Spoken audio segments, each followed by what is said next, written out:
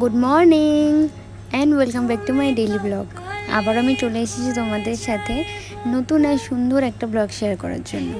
আজকের দিনটা ছিল আমাদের বাড়ি পুজোর আগের দিন, আর আগের দিন থেকেই তো আমাদের নিরামিষ শুরু হয়ে যায়।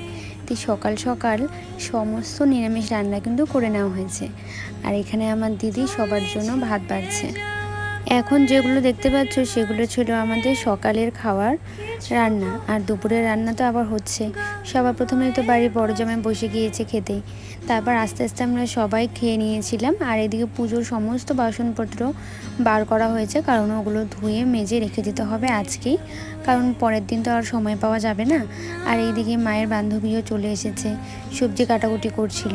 আর এদিকে আমার দিদি রান্না বসিয়ে দিয়েছে দুপুরে, তো ওইদিকে রান্না বাড়া সব চলছিল। তারপর দুপুরে খাওয়া দাওয়া করে ওই বিকেলের দিকে আমি আর বিক্রম আমরা চলে গেলাম মায়ের যে শাড়ি জুয়েলারি রয়েছে সেগুলো দিয়ে আসতে। আমার ভাগনা যেই শুনেছে যে আমরা যাব, তো ও বলছে যে ও নাকি আমাদের সাথে যাবে, তো ওকেও আমরা নিয়ে নিয়েছে আমাদের সাথে। আমরা তিনজনে এখন চললাম মায়ের সব জুয়েলারি আর শাড়ি নিয়ে পালবাড়িতে।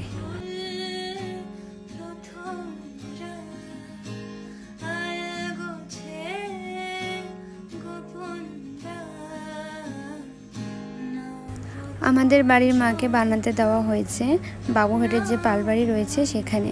প্রত্যেকবার আমাদের মাকে আমরা ওখান থেকেই নিয়ে আসি।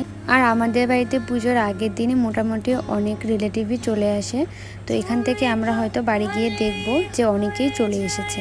প্রত্যেক বছর আমরা অপেক্ষা করে থাকি আমাদের বাড়ির এই পুজোর জন্য, যে পুজোতে আমরা এই শাড়িটা পরবো, এই জুয়েলারিটা পরবো, এটা করব, ওটা করব। আমাদের অনেক দিন থেকেই প্ল্যান থাকে সব কিছুর। এই ব্যাপারগুলো যাদের বাড়িতে বাড়িতে পুজো হয় তারা খুব ভালোভাবে বুঝতে পারবে। তারপর আমরা ওখান থেকে সব কিছু দিয়ে চলে এলাম বাড়িতে। আর বাড়িতে আসার পর বিক্রম আমাকে এখানে নেল পলিশ পরিয়ে দিচ্ছিল, কারণ আমি ভুলেই গিয়েছিলাম নেল পলিশ পরার কথা। তারপর আমি যে নেল পলিশটা বের করেছি পরার জন্য, ও বললো যে তাও আমি পরিয়ে দিচ্ছি। তো আমারও তো বেশ ভালোই হলো, আমি বসেছিলাম, ও নেল পলিশটা আমাকে পরিয়ে দিয়েছে।